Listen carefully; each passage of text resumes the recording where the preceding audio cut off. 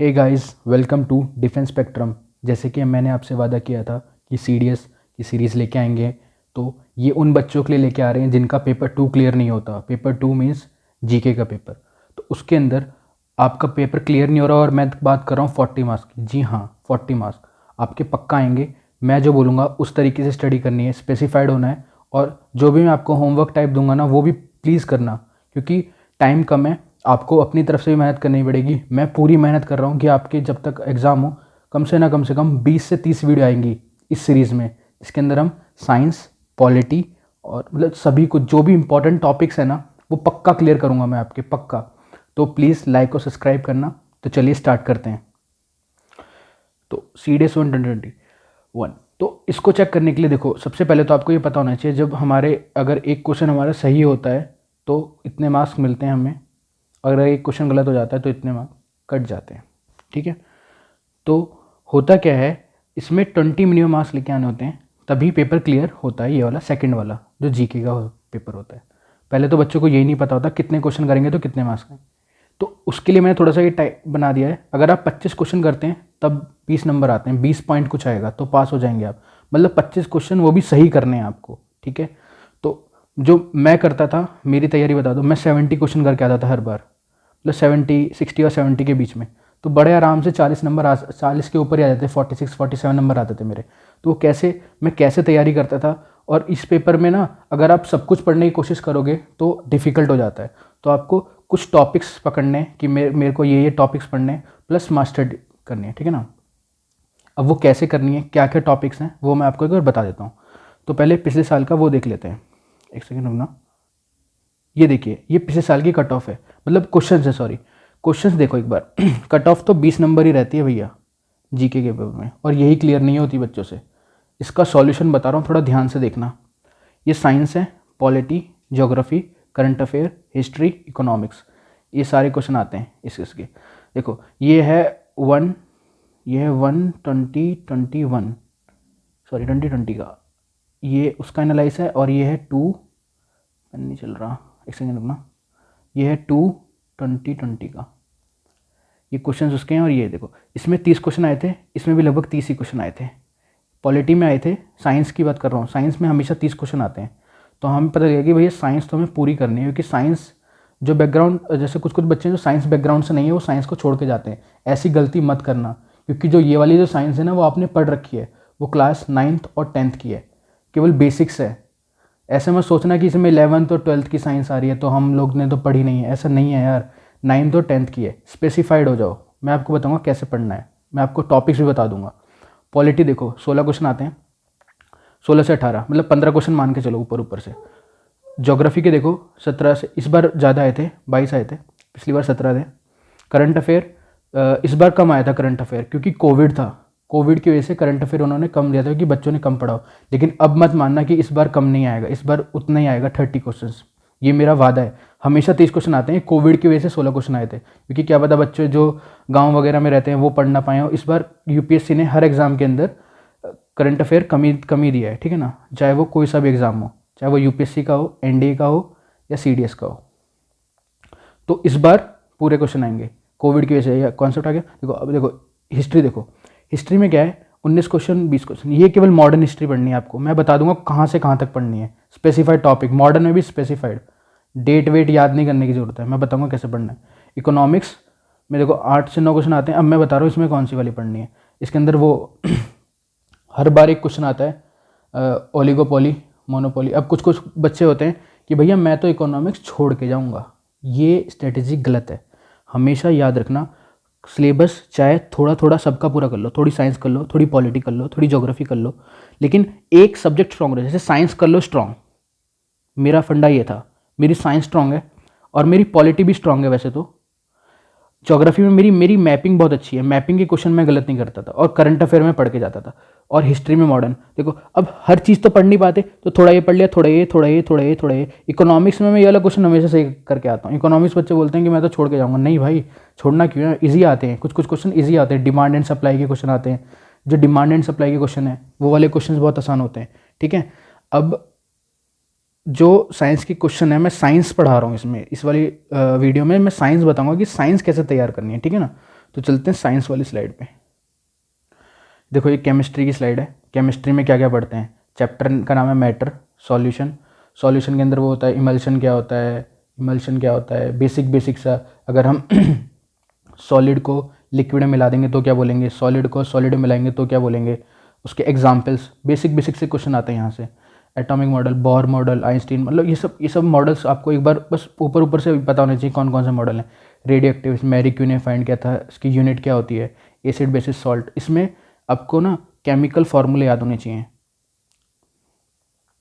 ठीक है। इलेक्ट्रोकेमिकल, इसमें क्या है, सेल वाला कॉन्सेप्ट है, जो कि एक सेल होती है, उसमें एक पॉजिटिव होता है, एनोड होता है। ये सब मैं आपको ये सब पढ़ाऊंगा मैं आपको। एनोड होता है, कैथोड होता है, कौन सा पॉजिटिव है कौन सा नेगेटिव है, सेल वाला कॉन्सेप्ट। सोप और डिटर्जेंट का पक्का क्वेश्चन आता है, एक पॉलीमर का क्वेश्चन आता है, फर्टिलाइजर से क्वेश्चन आते हैं, एनवायरनमेंट से क्वेश्चन आते हैं, न्यूक्लियर रिएक्टर से क्वेश्चन आते हैं। तो ये सब टॉपिक्स मैं एक एक करके ना इन सब पे एक वीडियो बना दूंगा। मतलब ये मानो कि मैं हर एक टॉपिक ना 10 मिनट में ख़त्म कर सकता हूँ। मैं टीचर्स की तरह नहीं पढ़ाऊंगा, मैं शॉर्ट में बताऊंगा, अपने नोट्स की फ़ोटो ले आऊँगा मैं यहाँ पे और उसी में के अंदर समझा दूंगा। तो प्लीज़ यार लाइक और सब्सक्राइब करना। इस बार आपका पक्का से सीडीएस पार हो जाएगा अगर आप इसको फॉलो करते हैं। मैं इस बात की गारंटी दे रहा हूँ कि आपका सीडीएस पक्का पार होगा। नेक्स्ट चलते हैं, नेक्स्ट स्लाइड पे। फिजिक्स, देखो जो फिजिक्स है इसमें देखो साउंड वाला चैप्टर बहुत ही इंपॉर्टेंट है, पक्का आता है यहाँ से हर साल। मतलब ये मान लो 2 से 3 क्वेश्चन भी आ जाते हैं साउंड चैप्टर से। इको, सोनार, डॉपलर इफेक्ट। इस बार शायद डॉपलर इफेक्ट वाला क्वेश्चन आया था शायद, ये पता नहीं, याद नहीं है। मतलब हमेशा क्वेश्चन आते हैं यहाँ से, फिक्स पैटर्न है यहाँ पे, ठीक है ना। अब ऑप्टिक्स का बताता हूँ मैं। प्लेन मिरर, ठीक है, यहाँ से क्वेश्चन आता है कि आप प्लेन मिरर में खड़े हैं, अगर आप भाग के आ रहे हैं तो जो आपकी इमेज है वो कितनी स्पीड से भाग के आएगी। आपकी स्पीड x है तो वो 2x से भाग के आती है। मतलब ऐसे ऐसे क्वेश्चन से जो आपको लगेगा कि यार 2x से कैसे आ रही है, ये सब मैं आपको बताऊंगा। 2 मिरर रखे हुए हैं, एक ये मिरर है एक ये मिरर है, 45 डिग्री पे है, तो आप यहाँ पे खड़े हो तो कितनी इमेज बनेंगी आपकी। आप दुकान पे जाते हो ना बार्बर शॉप पे बाल कटवाने के लिए, तो कितनी इमेज बनती हैं, उस टाइप के क्वेश्चन आते हैं। कॉनकेव, कॉन्वेक्स, मतलब ये सब आई वाला, scattering, scattering of light, reflection, refraction, total inter TIR, total internal reflection, rainbow, interference, diffraction, ये सब टॉपिक्स हैं जो ऑप्टिक्स के कवर होते हैं। ग्रेविटेशन, मतलब साउंड के अंदर ये 3 ही टॉपिक हैं जो मैं पढ़ के जाता हूँ और इन्हीं से क्वेश्चन आते हैं, फंसते हैं भाई। और यूनिट है, बेसिक यूनिट है जो आपको पता होनी चाहिए। यूनिट्स निकालना मैं आपको बता दूंगा कितना आसान होता है। देखो ग्रेविटेशन में क्या है नॉर्मल ग्रेविटेशन का फॉर्मूला पता होना चाहिए, ठीक है। और मून पे कितनी हो जाती है, बाई 6 हो जाती है। मतलब उसमें हमारा वेट, और इसमें वेट का एक कॉन्सेप्ट होता है, वेट और मास में क्या डिफरेंस होता है, ठीक है। लिफ्ट के क्वेश्चन आते हैं, अगर लिफ्ट टूट गई तो क्या होगा, लिफ्ट ऊपर जा रही है तो एक्सेलरेशन बढ़ेगा कि कम होगा, इस टाइप के क्वेश्चन। सैटेलाइट के क्वेश्चन आते हैं, हीट के क्वेश्चन आते हैं, ठीक है। नेक्स्ट स्लाइड पे चलते हैं। बायोलॉजी, बायोलॉजी में देखो कैसे, एक तो सेल वाला टॉपिक है ना, अगर जो बंदा सेल वाला टॉपिक छोड़ के चला गया तो ये मान लो उसके 2-3 क्वेश्चन चले गए। सेल के ऑर्गेनेल जो होते हैं, सेल वाल होती हैं, उसके अंदर न्यूक्लियस होता है, साइटोप्लाज्म होता है, प्रोटोप्लाज्म होता है, न्यूक्लियस के अंदर होता है, न्यूक्लियस के अंदर DNA होता है, RNA होता है, उसके टाइप होते हैं, ये यूकैरियोटिक और prokaryotic cell, plant kingdom, only important. ये वाला टॉपिक सब लोग छोड़ के जाते हैं, मेरे को सिर्फ इसमें इंपॉर्टेंट पढ़ के जाता हूँ। इंपॉर्टेंट पढ़ के जाना चाहिए ना यार, क्वेश्चन वहाँ से फंसेगा तो अच्छी बात है, नहीं फंसेगा तो कोई बात नहीं है। फंसता है यार, इंपॉर्टेंट है तो वो हर बार यूपीएससी पूछते तो वो इंपॉर्टेंट है ना। अब देखो ये जो है ये तो हो गया ऊपर वाला प्लांट का, ये पूरा प्लांट का सिस्टम हो गया। और जो ये लिख रखा है ये हो गया एनिमल का। देखो यार हैंडराइटिंग थोड़ी गंदी आ रही है क्योंकि मैं फटाफट लिख रहा हूँ। देखो न्यूट्रिशन, न्यूट्रिशन में आपको ये आएगा कार्बोहाइड्रेट, प्रोटीन कैसे पचाते हैं, कहाँ पे स्टोर होता है, प्रोटीन कहाँ स्टोर होता है, लीवर में, इस टाइप के क्वेश्चन आते हैं। डाइजेशन सिस्टम में अब इसके अंदर बाइल जूस है वो कहाँ से सिक्रेशन होता है, मतलब ये सब क्वेश्चन आएंगे। Excretory system, respiratory, circulatory system क्या है, अपना दिल, यहाँ से पक्का क्वेश्चन आता है। पल्मोनरी वेन्स क्या होती हैं, आर्टरीज क्या होती हैं, ये सब क्वेश्चन आते हैं। ग्लैंड्स के क्वेश्चन आते हैं कि कौन से ग्लैंड से कौन सा वो सिक्रेशन होता है। ह्यूमन डिजीज़ के क्वेश्चन आते हैं कि वायरस से कौन सा होता है, बैक्टीरिया से कौन सा होता है, प्रोटोजोआ से कौन सा होता है। स्केलेटन के क्वेश्चन आते हैं और नर्वस सिस्टम के क्वेश्चन आते हैं। ये एनिमल से क्वेश्चन हो गए बायोलॉजी के, ठीक है ना। तो अभी ये सब मैंने सिर्फ बेसिक बताया कि साइंस के क्वेश्चन आते कैसे और कहाँ से आते हैं। तो अभी इस वाली वीडियो में आपको फिजिक्स करवाऊंगा, फिजिक्स का साउंड चैप्टर कंप्लीट, आपके 2 से 3 क्वेश्चन पक्के हो जाएंगे। तो गाइज अगर आपको ये अच्छा लग रहा है कि मैं ऐसे सीरीज़ करूँ आगे, तो प्लीज़ लाइक और सब्सक्राइब करना, नीचे कमेंट करके बताना कि अगर आपको अच्छा लग रहा है तो बताना, वरना तो मैं अपना पढ़ाने का तरीका चेंज कर सकता हूँ। अगर आपको अच्छा लग रहा है तो आप नीचे कमेंट करना प्लीज़, कि अगर मेरे को कोई चेंज करना है इसमें पढ़ाने के तरीके में, आपको समझ में नहीं आ रहा हो तो प्लीज़ गाइस बताना नीचे। आगे चलते हैं। तो हम साउंड चैप्टर पढ़ेंगे, लेकिन बिल्कुल बेसिक से पढ़ेंगे। मतलब ये साउंड एक वेव है ना, वेव है साउंड। एक्चुअली में साउंड क्या है, एक वेव है। तो पहले वेव पता होना चाहिए ना, तभी तो साउंड पे आएंगे ना। तो ये कॉन्सेप्ट मैंने यहाँ पे लिखा हुआ है, इसको मैं मिटाता हूँ फटाफट, पढ़ना स्टार्ट करते हैं। वेव, वेव ना दो टाइप की होती हैं, एक होती है मैकेनिक वेव, एक होती है नॉन मैकेनिक। मैकेनिक वो वेव होती है जिसको कोई ना कोई मीडियम चाहिए होता है, मीडियम। जैसे कि, और ये क्या होती है, ये किसी भी मीडियम में भी चलेगी प्लस वैक्यूम में भी चलेगी, ठीक है ना। अब वैक्यूम क्या होता है, जहाँ पे हवा नहीं होती उसको वैक्यूम बोलते हैं, जहाँ पे हवा या कुछ चीज़ होती है उसको मीडियम बोलते हैं। अगर मीडियम है तो मैकेनिकल एम, और अगर वैक्यूम में जाता है तो नॉन मैकेनिकल। ये याद करने का तरीका हो गया, ठीक है ना। अब इसमें भी मैकेनिकल वेव भी दो टाइप की होती हैं। गाइस हैंडराइटिंग पे ध्यान मत देना, क्योंकि मैं जल्दी जल्दी लिख रहा हूँ, इसको पेन को ना पकड़ने में भी टाइम लगता है। एक होती है, मैं पूरी कोशिश करूँगा कि साफ साफ लिखूँ, ट्रांसवर्सल वेव, एक होती है लॉन्गिट्यूडनल, ठीक है, लॉन्गिट्यूडनल वेव। अब ट्रांसवर्सल वेव होती हैं जो ऐसे चलती हैं, ऐसे ऊपर नीचे ऊपर नीचे ऊपर नीचे ऊपर नीचे, और जो लॉन्गिट्यूडनल वेव होती हैं ये ऐसे चलती हैं, ऐसे। मतलब क्या है, एक पार्टिकल यहाँ होगा वो आगे वाले पार्टिकल को धक्का मार देगा, एक पार्टिकल यहाँ होगा वो आगे वाले पार्टिकल को धक्का मार देगा। तो इस तरीके से जो वेव चलते हैं इसको लॉन्गिट्यूडनल वेव बोलते हैं, ठीक है, ठीक है। अब हमारी इसके अंदर आता है साउंड वेव, साउंड वेव, यहाँ से हमारा चैप्टर स्टार्ट होता है। तो कई बार तो सीडीएस में सीधे सीधे ये क्वेश्चन आया है कि sound wave is a mechanical wave, तो ये सेंटेंस सही है। Sound wave is transversal wave, ये सेंटेंस गलत है, क्योंकि साउंड वेव एक लॉन्गिट्यूडनल वेव है, वो ट्रांसवर्सल वेव नहीं है, ठीक है, समझ में आ गया। तो यहीं से ये वो सेंटेंस बना देगा 3-3-4, और यहीं से क्वेश्चन उठा के पूछ लेगा। फिर बोलोगे ये तो टफ आ गया। टफ कैसे आ गया, बेसिक सा उसने, मतलब बेसिक सा कॉन्सेप्ट है कि जो साउंड है वो धक्का मार चलती है। याद करने का तरीका, इसको ये धक्का मारेगा, इसको ये धक्का मार को बोलते हैं लॉन्गिट्यूडनल। लॉन्गिट्यूडनल एक मैकेनिकल होती है, क्योंकि मैकेनिकल जो मैकेनिक्स होता है वो भी धक्का मार करता है ना। याद करने का तरीका एक सीक्वेंस में, मैकेनिकल, लॉन्गिट्यूडनल, साउंड वेव, हो गया याद, ठीक है। पेन करते हैं चेंज। देखो एक चीज़ है, जो साउंड वेव होती है ये सॉलिड में भी चलेगी, लिक्विड में भी चलेगी, और गैस में भी चलेगी, ठीक है, सॉलिड लिक्विड गैस। लेकिन जो ट्रांसवर्सल वेव होती हैं ये केवल सॉलिड में चलेंगी और लिक्विड में चलेंगी, ये गैस में नहीं चलती हैं। इंपॉर्टेंट पॉइंट है, बता रहा हूँ, याद रखना। साउंड वेव, अब बताना साउंड वेव वैक्यूम में चलेगी या साउंड वेव मैकेनिकल वेव है तो वैक्यूम में कैसे चलेगी, वैक्यूम में कौन सी चलती है, नॉन मैकेनिक, ठीक है। आ रहा है समझ में, ठीक है, आगे चलते हैं। अब इस, ये कौन सी वेव है, हमने तो एक साइड का तो पढ़ लिया, एक साइड का अब एग्जाम में ये वाला आ गया तो देखो कलर चेंज करते हैं, non mechanical. Non mechanical wave के अंदर आती हैं, ये आपने पढ़ा होगा कई बार, इलेक्ट्रोमैग्नेटिक वेव, पढ़ा है, कई बार पढ़ा होगा इलेक्ट्रोमैग्नेटिक वेव। इसके अंदर क्या पढ़ते हो आप, गामा वेव, एक्स, अल्ट्रा, इसकी सीक्वेंस है एक। फिर वो पूछेगा किसकी एनर्जी ज़्यादा होती है, किसकी फ्रीक्वेंसी ज़्यादा होती है, किसके क्या ज़्यादा होता है। मैं इसको नेक्स्ट पेज में बना के दिखा रहा हूँ साफ साफ, इसको नोट डाउन करते रहना गाइस। अगर आपने इसके नोट्स बना लिए आपकी पूरी साइंस कवर अप हो जाएगी, और इतना डीप साइंस कोई नहीं पढ़ाएगा आपको, इस बात की गारंटी मैं ले रहा हूँ, ठीक है। देखो अब हम पढ़ रहे हैं इलेक्ट्रोमैग्नेटिक वेव। मैं साउंड ही चैप्टर पढ़ा रहा हूँ, बट ये उसमें टाइप में आ गया, इसलिए मैं इसको कंप्लीट कर रहा हूँ, क्योंकि चैप्टर कंप्लीट होने से मतलब है, भागने से मतलब नहीं होता। इलेक्ट्रोमैग्नेटिक वेव, ठीक है ना। अब मैं कैसे याद करता हूँ इसको, याद करने का ट्रिक बता रहा हूँ। ट्रिक क्या है, गाड़ी एक्सयूवी गाड़ी का नाम है, ये तो याद रहेगा, इन माई रेंज,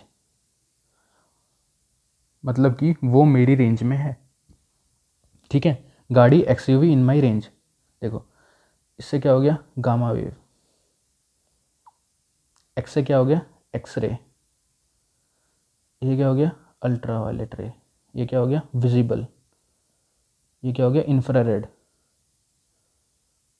ये क्या हो गया माइक्रोवेव, ये क्या हो गया रेडियो वेव।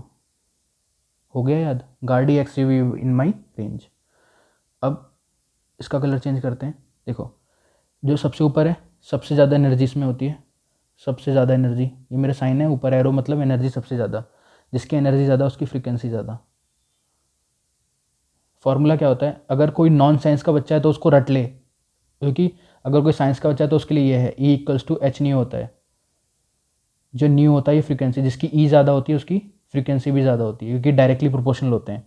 अगर साइंस वाला बच्चा नहीं है तो वो याद याद करे, यहीं पर ही ख़त्म करे। ई ज़्यादा होता है, ई मतलब एनर्जी है और फ्रीक्वेंसी ज़्यादा होती है, ठीक है। और जो विजिबल रेंज होती है इसके अंदर भी आपने पढ़ा होगा, क्या पढ़ा होगा, विबग्योर, VIBGYOR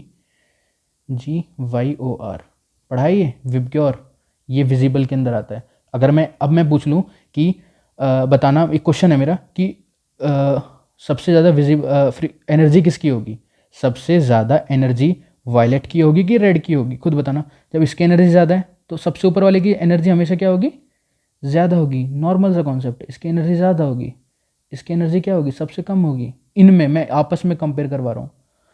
और यहाँ पे मतलब ऊपर जाएंगे तो एनर्जी बढ़ रही है, ऊपर जाएंगे तो फ्रीक्वेंसी बढ़ रही है, ठीक है, ये याद रखो। और उल्टा कोई क्वेश्चन पूछ ले तो आना चाहिए। कभी कभी वेवलेंथ पूछ लेता है, वेवलेंथ और फ्रीक्वेंसी का उल्टा रिलेशन होता है। अगर फ्रीक्वेंसी ज़्यादा है तो यहाँ पे वेवलेंथ क्या होगी, सबसे कम होती है, ठीक है। वेवलेंथ क्या होती है, बस अब मैं फाइनल बता रहा हूँ, ये चीज़ याद रख लो बस। ये गामा की सबसे ज़्यादा एनर्जी होती है, सबसे ज़्यादा फ्रीक्वेंसी होती है और वेवलेंथ होती है कम। इन नॉन साइंस वाले बच्चे याद करेंगे, ठीक है। जो नॉन साइंस वाले नहीं है, साइंस वाले हैं, उनको समझ में आ गया होगा। वैसे तो ये उनको भी समझ में आना चाहिए जो साइंस वाले हैं नहीं हैं, नॉन साइंस वाले हैं। इतना कोई यहाँ पे रॉकेट साइंस वाला कॉन्सेप्ट नहीं बताया है, बेसिक बताया है, ठीक है। आगे समझ में, ठीक है। इस वाली साइड पे चलते हैं, कौन सी लाइट थी, ये वाली। ये देखो, तो हमने ये पढ़ लिया, ये पढ़ लिया। वेव को हम मैकेनिकल, नॉन मैकेनिकल, इसमें मीडियम होता है, इसमें मीडियम और वैक्यूम में भी ट्रैवल होती है। ट्रांसवर्सल, लॉन्गिट्यूडनल, लॉन्गिट्यूडनल के अंदर साउंड वेव आती है। Sound wave solid liquid gas तीनों में चलती है, ठीक है। अब चलते हैं आगे आगे। अब हम साउंड चैप्टर पे अब आए हैं, बताओ। अब जाके हम साउंड चैप्टर पे, लेकिन जो भी मैंने बताया पिछले क्वेश्चन है वो पक्का एग्जाम में वहाँ से क्वेश्चन आ चुके हैं। कोई भी यहाँ पे ना बकवासबाजी नहीं हो रही है इस चैनल पे, बिल्कुल कॉन्सेप्ट दिया दिया जा रहा है एकदम, मतलब पॉइंट टू पॉइंट। मेरे ख्याल से तो इतना डीप में इतनी जल्दी कोई नहीं पढ़ाएगा, जल्दी की बात होती है, टाइम इंपॉर्टेंट है आपका। देखो अब जो लिख रहा हूँ वो ध्यान से देखना। एक होता है एलॉय, एलॉय को क्या चीज़ होती है, एलॉय वो चीज़ होती है जो 3-4 धातुओं से मिलकर बन, धातु मतलब एलिमेंट, जैसे कि टिन एक एलॉय है, ठीक है, और ब्रास भी एक एलॉय है। मतलब जो भी चीज़ 3-4 एलिमेंट से मिला के एटम नहीं सॉरी एलिमेंट से मिला के बन जाती है, जैसे ब्रास है, ब्रॉन्ज है, तो ये एलॉय हैं दोनों की दोनों, ठीक है। एलॉय के बाद आपको एक सॉलिड है, मैंने बता दिया, सॉलिड में तो ट्रैवल करती है, लिक्विड में भी ट्रैवल करती है और गैस में भी ट्रैवल करती है, ठीक है। अब बस मेरे को आप ये चीज़ बताओ कि सबसे फास्ट साउंड किस में ट्रैवल करेगी, एलॉय के अंदर, सॉलिड के अंदर, लिक्विड के अंदर, गैस के अंदर। सबसे फास्ट करती है इसके अंदर एलॉय, दूसरा सॉलिड, फिर लिक्विड, फिर गैस। सबसे धीरे, अगर आप थोड़ा सा सोचना, यहाँ पे पानी भरा हुआ है और आप पानी के अंदर डूबे हुए हो, और आप फिर अपनी किसी भी बंदे का नाम लो, बंदी का नाम लो, जो भी है, आप नाम लोगे, अपना नाम लोगे, तो वो साउंड बहुत ही धीरे ट्रैवल करेगी। और वहीं आप अगर ऊपर होगे और फिर ट्रैवल करोगे तो बताना, अगर आप कोई एक पाइप पे, पाइप से बोल रहे हो आप, पाइप है सॉलिड, उसमें आपने मारा तो एकदम से साउंड पहुंच जाएगी, ठीक है ना। तो ये सॉलिड है और ये क्या है, लिक्विड है। तो लिक्विड पहले सॉलिड के अंदर, जैसे कि बहुत ही सॉलिड पाइप है, अपने आप पे एकदम से टच करोगे, जैसे कि इसका एग्जाम्पल बताऊँ मैं आपको, देखो इसका एग्जाम्पल है रेलवे ट्रैक। कभी भी रेलवे ट्रैक पे अगर वो ट्रेन बहुत दूर है ना, मतलब ये मानो उसकी आवाज़ भी नहीं आ रही, कोई ट्रेन आ रही है बहुत दूर से चुक चुक चुक चुक करती हुई, ट्रेन बनानी भी नहीं आ रही, बताओ, ट्रेन बन गई है, ट्रेन आ रही है और अगर आप रेलवे मतलब जो पटड़ी होती हैं उसके अगर कान लगा के सुनोगे ना तो आपको उसकी साउंड आएगी। ये एग्जाम्पल है किसका, सॉलिड का। मतलब आपको ट्रेन दिखाई भी नहीं देगी, ना ही उसकी आवाज़ सुनाई देगी, बट आप अगर उस पर तो आपको एक वाइब्रेशन सुनाई देगा। तो इससे क्या पता चल रहा है कि जो साउंड है वो सॉलिड से फास्ट ट्रैवल कर रही है, लिक्विड और गैस से भी तेज। ठीक है, ये कॉन्सेप्ट आ गया। यहाँ से एक क्वेश्चन पक्का आता है, मिटा देता हूँ इसको, दोबारा से बता रहा हूँ, ध्यान से सुनना। ये क्या लिखा है, यहाँ से क्वेश्चन पक्का है, क्वेश्चन कि ये स्पीड सबसे ज़्यादा होती है, स्पीड की बात कर रहा हूँ मैं, स्पीड कॉन्सेप्ट है। ठीक है, आगे चलूँ, ठीक है। देखो अब एक चीज़ होती है कि हम कितना सुन पाते हैं। ठीक है, हम कितना सुन पाते हैं। अगर हम 20 हर्ट्ज से लेके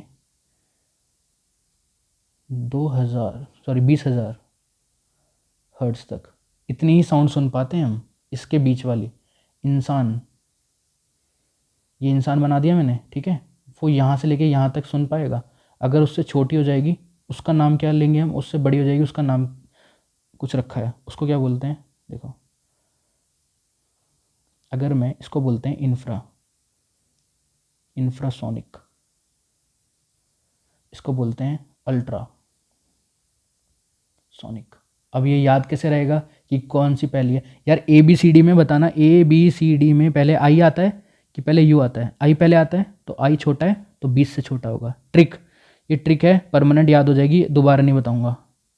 आगे चलते हैं, मतलब आई पहले आएगा ए बी सी डी में, इसलिए इंफ्रासोनिक 20 से कम होती है, याद करने का तरीका। और 20,000 हर्ट्ज से जो ज़्यादा होगी उसको बोलेंगे अल्ट्रासोनिक। हो गया याद, ठीक है। अब ये कौन सुनते हैं, इमेज बना दूँ क्या, इमेज ना आदमी के माइंड में बहुत दिनों तक रहती है। ये बना दिया मैंने हाथी, ये होता है एलिफेंट। तो जो भी एलिफेंट है वो सुन पाते हैं छोटी आवाज़, क्योंकि उनके कान क्या होते हैं बड़े, छोटी आवाज़ वही तो सुन पाएंगे। ये ट्रिक हो गई याद करने की। और जो बहुत ही तेज़ आवाज़ है उनको कौन सुन पाते हैं, चमगादड़। चमगादड़ की इमेज तो बना नहीं पाऊंगा मैं, कोशिश कर रहा हूँ, ये बन गया चमगादड़, ठीक है ना। तो ये हो गया बैट। तो जो बैट होते हैं वो ज़्यादा सुन पाते हैं और जो उससे कम होते हैं उसे एलिफेंट सुन पाते हैं। ठीक है, आगे समझ में, नेक्स्ट स्लाइड पे चलते हैं।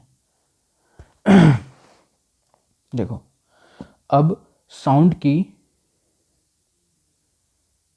लाउडनेस कैसे चेक करेंगे, या देखो नोट्स बनाते रहना, क्योंकि ना इसके मैं नोट्स कोशिश करूँगा कि मैं आपको हैंड रिटन नोट्स दे दूँ पीडीएफ में। टेलीग्राम का लिंक दिया है मैंने नीचे, उसको ज्वाइन करना प्लीज़, उस पर सारी अपडेट्स आती हैं हमारे चैनल की। और मैं फेसबुक पेज ही बना दूंगा आज। या देखो 2-3 बंदी हैं हमारी टीम में, वही कोशिश कर रहे हैं पूरी कि आपको पूरा मटेरियल दिया जाए एग्ज़ाम से पहले पहले।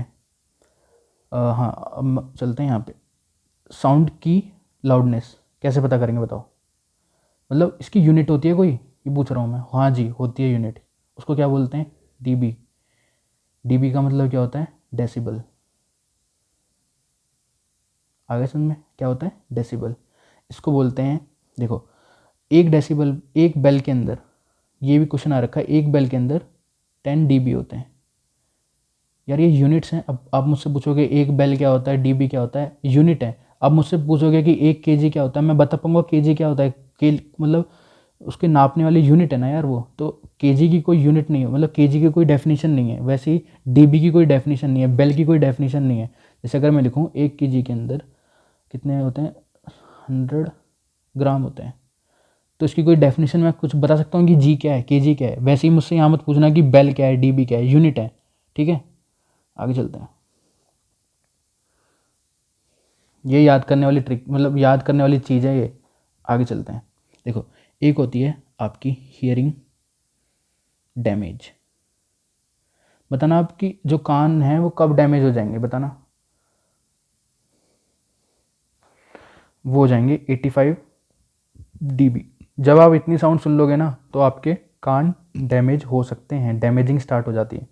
और इंस्टेंट, मतलब आपने वो आवाज़ सुनी और आप बहरे हो गए, वो कितनी है, 120 डीबी। वो जो आजकल गाने बजते हैं ना, डीजे डीजे डीजे शादियों में, तो वो बहुत ही ज़्यादा डीबी के होते हैं। वो ये मान लो कि वो 75 डीबी के होते हैं। उनसे ही हमारे कानों में दर्द होने लगता है। जो गाँव, मतलब जो विलेज वगैरह में जो एक डीजे नहीं बजते ऐसे, जो शादी वगैरह में बजते हैं, खासकर यूपी में, तो तेरी आँखें कहाँ यो काजल, सपना चौधरी बहुत फेमस है यहाँ पे। तो वो वाले जो डीजे बजते हैं ना, तो वो ना हमारे वो 75 dB तक होते हैं, सोचो वो हमारी ईयर को इतना इम्पैक्ट पहुँचाते हैं। तो जो 85 से हमारे कान खराब स्टार्ट हो जाते हैं 85 के बाद। ये भी क्वेश्चन आ रखा है, जो भी क्वेश्चन आ रखे हैं मैंने वही करे हैं, और मैं इतना ही पढ़ के जाता हूँ। मैं आपको सारा पढ़ा दूंगा, क्योंकि मेरा तो अब इन चीज़ों से कुछ लेना देना है नहीं। देखो अगला है शॉक वेव। शॉक वेव क्या होती है बताना। शॉक वेव, शॉक वेव कुछ नहीं है एक्चुअली। होता क्या ना, जैसे एक मिसाइल है, एरोप्लेन बनाना पड़ेगा, क्योंकि ना देखो मैंने जितनी भी वो पढ़ी है ना, क्या बोलते हैं उसको, साइंस, एरोप्लेन बनाना पड़ेगा उसके लिए। देखो मैं इमेज से पढ़ता था हमेशा, मैं अपने नोट्स में भी इमेज बनाता था। तो इसने एक मिसाइल छोड़ दी, ये हो गई मिसाइल, मिसाइल छोड़ दी। तो इसकी जो स्पीड होती है ना, मिसाइल की जो स्पीड होती है वो साउंड की स्पीड से ज़्यादा होती है। ये आपको पता था? पता होगा काफ़ी लोगों को, जो लोग तैयारी कर रहे हैं डिफेंस एग्ज़ाम की उनको पता होता है। तो इसको पहली बात तो अब मेरे को बताओ कि इसकी यूनिट क्या होती है। तो जब ये इससे ज़्यादा हो जाती है ना, तो एक वाइब्रेशन निकलता है ऐसे करके, जो कि शीशे तोड़ देता है। अगर आपने देखा हो तो, अगर ये बहुत ज़्यादा हो तो इसी को बोलते हैं शॉक वेव। ठीक है, ये तो हो गया कॉन्सेप्ट वाली बात। Black pen. देखो अब इसकी यूनिट क्या होती है, इसको कैसे नापते हैं? इसको नापते हैं मैक में, MACH। मैक को कैसे नापेंगे? जैसे समझो एक मिसाइल, स्पीड ऑफ, इसको बोलते हैं स्पीड ऑफ मिसाइल। मिसाइल नहीं, एक्चुअली में ऑब्जेक्ट होता है, लेकिन मैं मिसाइल लिखता हूँ ताकि वो याद रहे। ऊपर मिसाइल है और नीचे क्या है, साउंड है। किसकी? Speed of sound. ठीक है, अब ऊपर तो मिसाइल हो गई। इमेज बनाओ, इमेज जब तक इमेज नहीं बनेगी ना माइंड के अंदर, तब तक याद नहीं रहेगी वो चीज़। इमेज बन गई तो ये हो गई मिसाइल अपनी। तो ऊपर मिसाइल है, नीचे साउंड, इसको मैक बोलते हैं। ये भी क्वेश्चन आ रखा है। तो मैक की कोई यूनिट हुई?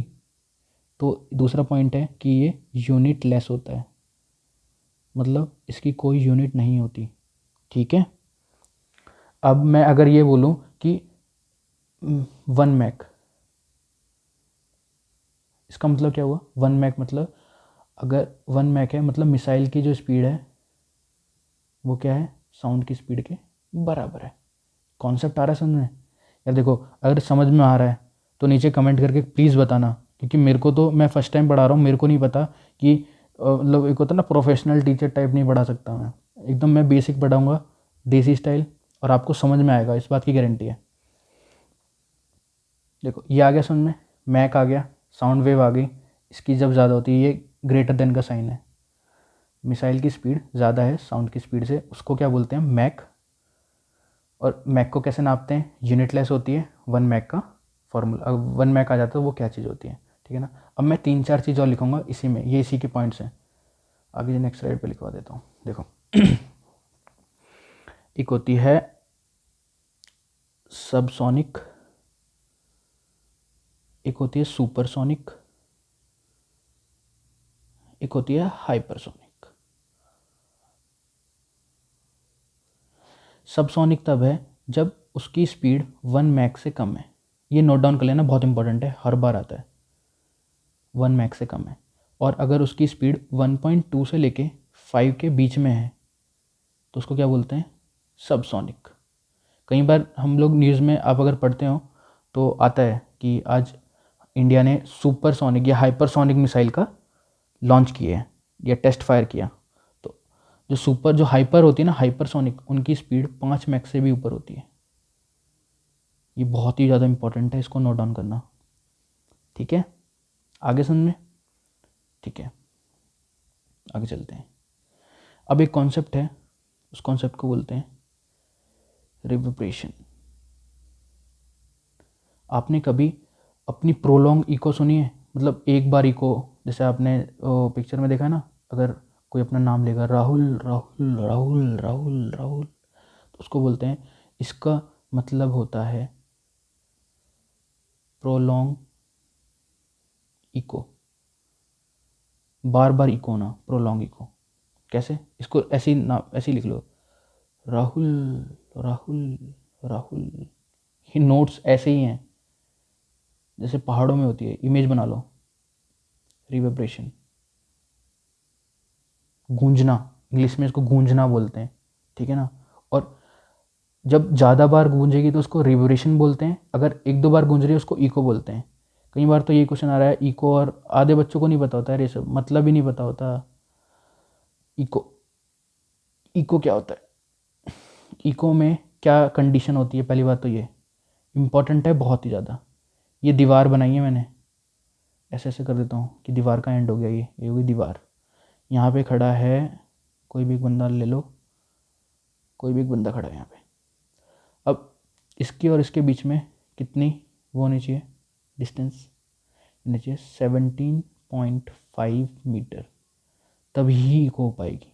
एक बार क्वेश्चन ये एनडीए में आ रखा है और वो रिपीट हो जाता है सीडीएस में, फिर बोलते हैं ये तो एनडीए क्वेश्चन रिपीट हो जाते हैं सीडीएस में। कॉन्सेप्ट है यार, रिपीटिशन कुछ नहीं होता, ठीक है। आगे समझ में, आगे चलते हैं। अब जो नेक्स्ट कॉन्सेप्ट है वो है सोनार का। सबसे पहले हम पढ़ेंगे सोनार का full form, sound navigation and ranging, ठीक है। दूसरा पॉइंट, ये अल्ट्रासोनिक है कि इंफ्रासोनिक है, ये बताओ। मैंने अभी आपको बताया था ये अल्ट्रासोनिक है। अब अल्ट्रासोनिक क्या होता है, कुछ बच्चे भूल गए होंगे, पता है, आदत होती है। देखो 20 हर्ट्ज से लेके, मैंने बताया था अभी 20,000 हर्ट्ज तक तो हम सुन सकता है। ये इंसान बनाया था मैंने यहाँ पे, इसके ऊपर क्या बनाया था मैंने, यहाँ पे क्या लिखा था, अल्ट्रा, याद है। यहाँ पे क्या लिखा था, इंफ्रा, आई पहले आता है ABCD में, इंफ्रासोनिक अल्ट्रासोनिक, हो गया याद, ठीक है। तो यहाँ पे क्या बनाया था मैंने, बैट बनाया था, यहाँ पे हाथी बनाया था, ठीक है। तो इसकी बात कर रहा हूँ मैं, जो सोनार होती है वो अल्ट्रासोनिक होती है, मतलब उसको इंसान नहीं सुन पाएगा, ऑब्वियस सी बात है, ठीक है। आगे चलें। सोनार का अल्टरनेटिव क्या है, अगर हम सोनार यूज़ नहीं करते। अब सोनार यूज़ कहाँ होता है ये भी बताना पड़ेगा। देखो होता क्या है ना, ये पानी है, पढ़ा सबने, ये 9th क्लास का कॉन्सेप्ट है, सबने पढ़ा होगा, कुछ नया नहीं पढ़ा रहा मैं, बस उसको रिफ़्रेश करवा रहा हूँ। इसको मिटा दूँ क्या ये वाला पार्ट, इसलिए डायग्राम नहीं बन पाएगा।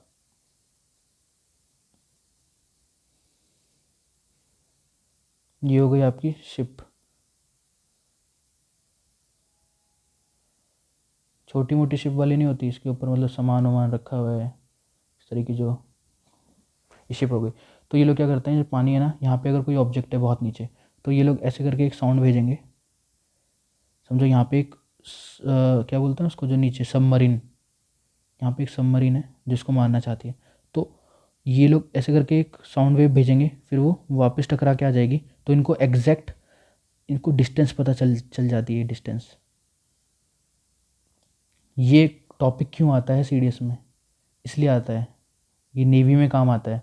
यहाँ से जो सीडीएस क्लियर करके जाएगा वो नेवी में भी जाएगा ना, जब उसको यही कॉन्सेप्ट नहीं पता तो वो आगे जाके करेगा क्या, तो वो डिस्टेंस पता चलती है, और डिस्टेंस पता चलती है तो पानी के नीचे दिखाई तो दे नहीं रहा, तो वो एग्जैक्ट मिसाइल कहाँ मारनी है, कहाँ पर है वो ऑब्जेक्ट, उसको मारने के लिए।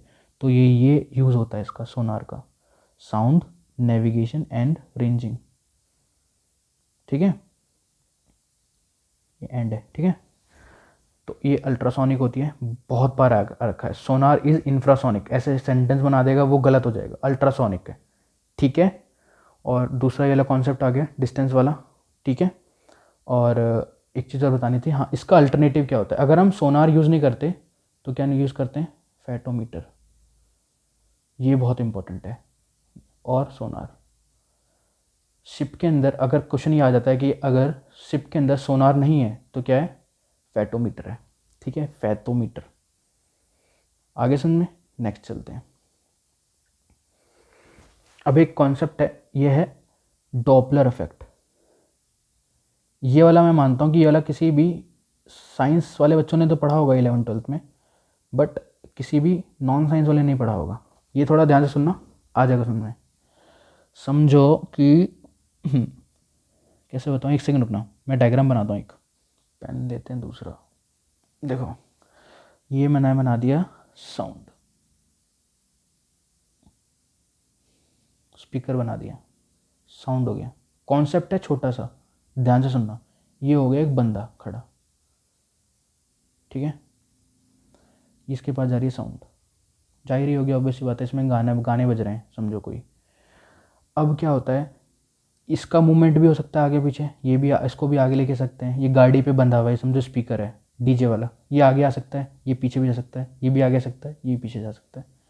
तो अगर ऑब्जर्वर और इसके बीच में डिस्टेंस कम होगी, मतलब ये इसके पास जा रहा है, तो फ्रीक्वेंसी में क्या चेंज आएगा, क्वेश्चन ये आता है। और ऑब्जर्वर इससे दूर जाएगा तो फ्रीक्वेंसी के अंदर क्या चेंज आएगा, क्वेश्चन ये आता है। तो जब पास जाएगा तो फ्रीक्वेंसी बढ़ जाती है साउंड की, और जब दूर जाता है तो फ्रीक्वेंसी कम हो जाती है साउंड की। बेसिक सा कॉन्सेप्ट है, जो नॉन साइंस वाला है वो रटना ही पड़ेगा। अब इसके पीछे मैं इसका प्रूफ करके नहीं दिखाऊंगा ऐसा क्यों होता है, क्योंकि वो टाइम वेस्ट है। सीडीएस का एग्ज़ाम क्लियर करना है, टाइम कम है। फ्रीक्वेंसी इसका प्रूफ भी करके दिखा सकता हूँ, डॉपलर इफेक्ट का एक पेज का प्रूफ है 11th क्लास में, और ये बच्चों को पता होगा जो जिनके पास साइंस थी। तो इधर आएगा तो फ्रीक्वेंसी बढ़ेगी, इधर जाएगा तो फ्रीक्वेंसी कम होगी, रट लो। इसका तरीका क्या है रटने का, जब पास जाएंगे तो साउंड ज़्यादा हो जाएगी तो फ्रीक्वेंसी भी ज़्यादा हो जाएगी। ये तरीका याद करने का मैंने बता दिया। एक्चुअली में अगर मैं इसकी डेफिनेशन लिख दूँ एग्जैक्टली, तो ये होता है frequency change with relative change in position of source and observer। तो ये हो गया आपका ऑब्जर्वर, ये हो गया आपका सोर्स, ठीक है। तो अगर इन दोनों में रिलेटिव चेंज होगा पोजीशन में, अगर ये पास जाएंगे तो फ्रीक्वेंसी बढ़ेगी, दूर जाएंगे तो फ्रीक्वेंसी कम होगी। तो एक लास्ट कॉन्सेप्ट और है साउंड का, साउंड चैप्टर कंप्लीट हो जाएगा। इससे ज़्यादा साउंड है ही नहीं, इससे ज़्यादा साउंड आपने सुनी भी नहीं होगी। सुनी मतलब सुनी तो होगी गाने वाने, तो आपसे जब भी आप कभी कोई गाना सुनोगे तो आपके ये पूरा साउंड का चैप्टर रिवाइज होना चाहिए। मैं तो बोलूँगा आपको अभी एक पेज लेना है ऐसे करके, और उस पर साउंड लिखना है, साउंड चैप्टर लिखना है, और उसके नोट्स बना लेना है इसी वीडियो को देख देख के। क्योंकि भाई इतना इम्पॉर्टेंट, और मैंने जो स्टार्टिंग में जो पॉइंट्स बताए थे ना यार, वो पॉइंट्स पक्का लिखना कि कौन कौन से टॉपिक्स पढ़ने साइंस के अंदर। अगर वो टॉपिक्स आपने पढ़ लिए ना, मैं एक एक वीडियो लेके आऊँगा। अब मेरे को सिर्फ और सिर्फ सीडीएस पे फोकस करना है, वो भी जीके का, क्योंकि जीके बच्चों का क्लियर नहीं होता, और इसी पे सब लोग यही पूछ रहे हैं कि सब लोग जीके कैसे क्लियर होगी, जी कैसे क्लियर होगी। ऐसे क्लियर होगी, पढ़ना पड़ेगा उसके लिए। एक बंदे को फॉलो करो, मैं ये नहीं बोल रहा कि मेरे को फॉलो करो, एक बंदे को फॉलो करो, फिर उस पर भरोसा रखो, पक्का मैं गारंटी बता रहा हूँ। मतलब एक सोर्स रखो, अलग अलग जगह से पढ़ने की ज़रूरत नहीं है कि अब तुम किताब उठाओगे। अब तुम्हें क्या चीज़ करनी है देखो मैं बताता हूँ, प्रीवियस ईयर क्वेश्चन कर सकते हो आप जाके, साउंड के जितने भी हैं पक्का हो जाएंगे आपसे। चाहे वो आप एनडी के कर लेना, सीडीएस के कर लेना, एफ कैट के कर लेना। इससे ज़्यादा तो एफ कैट में तो इतनी बेसिक सी, मतलब एफ कैट के लिए तो बहुत हाई लेवल साइंस हो गई है, बिल्कुल बेसिक बेसिक से साइंस आती है। सीडीएस के लिए बेस्ट है ये, और एनडी वालों के लिए भी। देखो अब साउंड का एक लास्ट पॉइंट है, वो बता देता हूँ फटाफट, without any time waste.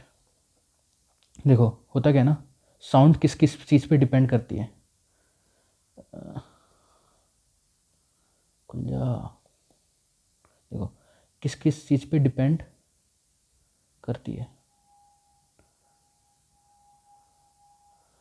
Sound जो है, वो किस किस चीज़ पे डिपेंड करती है और किस किस चीज़ पे नहीं डिपेंड करती, वो भी पता होना चाहिए ना। देखो देखो sound is directly proportional to, जैसे लिख रहा हूँ बस इसको नोट डाउन कर लेना, temperature is directly proportional to humidity. एक तो ये वाला पॉइंट नोट डाउन कर लो, ये क्या लिखा है मैं बताऊंगा। और किस किस चीज़ पे डिपेंड नहीं करती, ये नहीं वाले हैं, नहीं करती, नहीं करती, और ये करती है। जब नहीं करती है वो कौन कौन से चीज़ें, प्रेशर पे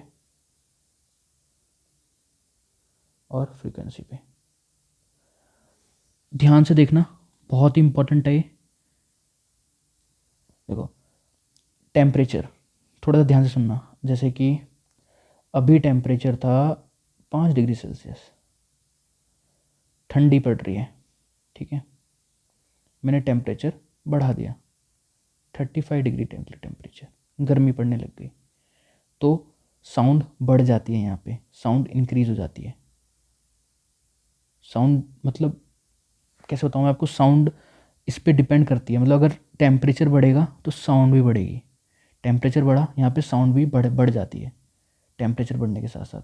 और अगर ह्यूमिडिटी बढ़ती है, अब ह्यूमिडिटी के बढ़ने से साउंड क्यों इंक्रीज जाती है, इसका रीज़न बताता हूँ। देखो अभी केवल एक कमरे के अंदर केवल गैस थी, अब इसी कमरे के अंदर पानी भी आ गया, मतलब लिक्विड आ गया। मैंने आपको स्टार्टिंग में बताया था लिक्विड में जो साउंड होती है वो लिक्विड में ज़्यादा अच्छी ट्रैवल करती है, उसकी स्पीड ज़्यादा होती है, तो मैं स्पीड की बात कर रहा हूँ। तो यहाँ पे साउंड की स्पीड क्या होगी, ज़्यादा हो जाएगी। क्यों? क्योंकि रूम के अंदर ह्यूमिडिटी बढ़ गई है। ठीक है, आगे समझ में, बहुत अच्छा कॉन्सेप्ट था ये। और ये देखना प्रेशर पे डिपेंड नहीं करती, जैसे कि आप क्वेश्चन में कैसे देगा, वो ये बोलेगा कि एक कमरा है या फिर पानी के अंदर नीचे बोल देगा, क्योंकि पानी के नीचे प्रेशर बढ़ता है। तो वो क्वेश्चन इस टाइप से दे देगा कि 10 मीटर की हाइट पे एक बंदा है, उसने एक साउंड निकाली, उसकी स्पीड ज़्यादा होगी, या 100 मीटर के नीचे पानी के अंदर एक बंदा है, उसने जो साउंड निकाली वो ज़्यादा होगी। दोनों क्या होंगी, सेम होंगी, सेम स्पीड से ट्रैवल करेंगी, क्योंकि वो प्रेशर पे डिपेंड नहीं कर रही, पानी का प्रेशर उस पर नहीं आ रहा, ठीक है ना। और वो फ्रिक्वेंसी पे भी डिपेंड नहीं करती साउंड। साउंड किस पे डिपेंड करती है, टेम्परेचर पे और ह्यूमिडिटी पे। ये यहाँ से भी आपके 2 क्वेश्चन आ रखे हैं प्रीवियस ईयर क्वेश्चंस में, ठीक है। तो ये आपका साउंड का चैप्टर पूरा कंप्लीट हो गया फुल। एक बार मैं फटाफट रिवाइज करवा देता हूँ आपको। देखो हमने क्या क्या पढ़ लिया, ये हमने पहली स्लाइड थी हमारी, वेव होती है मैकेनिकल, हमने बहुत सारा पढ़ लिया आज, ठीक है। मैकेनिकल, नॉन मैकेनिकल, इसको मीडियम चाहिए होता है, ये ट्रांसवर्सल होती है, लॉन्गिट्यूडिनल होती है। जो ट्रांसवर्सल होती है वो ऐसे ऐसे चलती है सॉलिड और लिक्विड में, लॉन्गिट्यूडिनल ऐसे ऐसे से, sound wave, solid liquid gas. Non mechanical medium और वैक्यूम चाहिए होता है। इलेक्ट्रोमैग्नेटिक मैंने आपको बता दिया। उसके बाद ये था, हाँ, गाड़ी एक्सयूवी इन माई रेंज, ये ट्रिक थी इसको याद करने की। उसके बाद मैंने सबसे बताया एलॉय में सबसे ज़्यादा स्पीड होती है, फिर साउंड, फिर सॉलिड में, फिर लिक्विड में, फिर गैस में। यह हाथी वाला कॉन्सेप्ट बता दिया था, आई पहले आता है, यू बाद में आता है। साउंड की यूनिट बता दी मैंने आपको, डीबी होती है डेसिबल। शॉक वेव बताया, मिसाइल की स्पीड ज़्यादा होती है, मैक में नापते हैं, ये सब मैंने कॉन्सेप्ट बता दिया। यहाँ से पक्का क्वेश्चन आता है, ये इंपॉर्टेंट है, याद कर लेना। उसके बाद रिवर्बरेशन और इको क्या चीज़ होती हैं। फिर सोनार के बारे में बताया मैंने, फिर डॉपलर इफेक्ट बताया, फिर साउंड की प्रॉपर्टीज़ बताई, किस पे डिपेंड करती, किस पे नहीं करती। और अब जो चीज़ बता रहा हूँ ना वो ज़रूर देखना गाइस। देखो अगर आपको अच्छा लग रहा है तो प्लीज़ नीचे कमेंट करना, बताना कि मेरे को अच्छी लगी वीडियो या नहीं लगी, गंदी लगी तो भी मेरे को बता देना। और अगर अच्छी लगी तो लाइक करके जाना, और नहीं अगर गंदी लगी तो डिसलाइक भी करके जाना। पता तो चलेगा कि यार गंदी है, गंदी बना रहे हैं हम लोग वीडियो, तो उससे पता तो चलेगा। कोई फीडबैक नहीं आएगा तो आपको, हमको पता नहीं चलेगा कि कैसी वीडियो है। फीडबैक जरूर देना गाइस प्लीज़, जितने भी लोग हैं फीडबैक जरूर दे के जाना। और इसको शेयर करना गाइस, जितना आप शेयर करोगे ना उतनी जल्दी नेक्स्ट वीडियो आएगी, क्योंकि एक वीडियो बनाने में बहुत टाइम लगता है। खासकर ना मेरे को ये अभी यूज़फुल नहीं है, मतलब इसमें मैं पेन से ढंग से लिख नहीं पा रहा, तो कोशिश कर रहा हूँ कि मैं साफ साफ लिखूँ। अगर आपको वो भी दिखाई दे रहा है, अगर इतना चलेगा तो मेरे को बताना, ठीक है गाइस, कमेंट करना। और टेलीग्राम मैंने नीचे लिंक दे रखा है, उसको ज्वाइन करना। इंस्टाग्राम का भी मैंने नीचे लिंक दे रखा है, वो भी ज्वाइन करना। और एक एसएसबी की जो सीरीज़ चल रही है, जिनका एसएसबी आ रखा है वो एसएसबी की सीरीज़ देखें। एक एफकैट की सीरीज़ भी चल रही है, उसकी प्लेलिस्ट भी बनी हुई है, वो भी आप जाके चेक कर सकते हैं। और मैंने एक सीडीएस की इंग्लिश की जो सीरीज़ है उसमें मैंने एक ट्रिक बताई है पॉजिटिव नेगेटिव कॉन्सेप्ट वाली। अगर वो आपने नहीं देखी ना, इंग्लिश के जो भी बंदा सीडीएस का इंग्लिश का एग्जाम दे रहा है वो पक्का जाके उसको देखे एक बार प्लीज़। Thank you guys.